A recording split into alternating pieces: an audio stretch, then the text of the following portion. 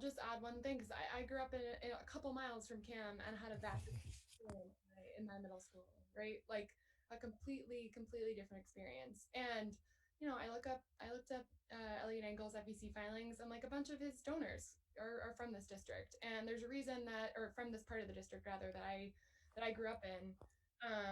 And there's a reason it gets the funding it wants. There's a reason this part of the district gets the attention it wants, and there's a reason that a couple miles from this part of the district, there are people literally walking into a fire right now, and mass graves and mass deaths, and that's not getting the attention. You know that that's just an inhumane and frankly evil thing that we have allowed to fester under someone who's been in Congress for so long, that we can have two realities of a city and of America take place literally, I mean, truly a couple miles from each other.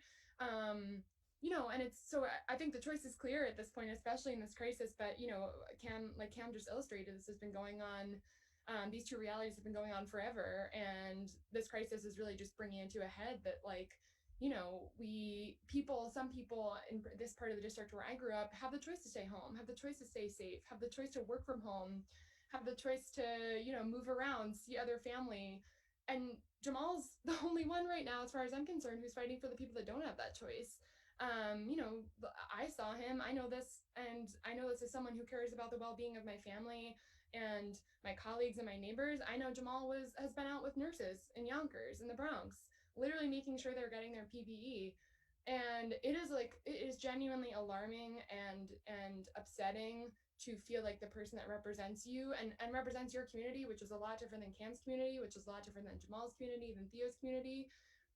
It is upsetting nonetheless for all of us that Elliot Ingalls has not been present. It's wrong. It genuinely is wrong, and it is a stain on him that we don't see him every single day trying to lead.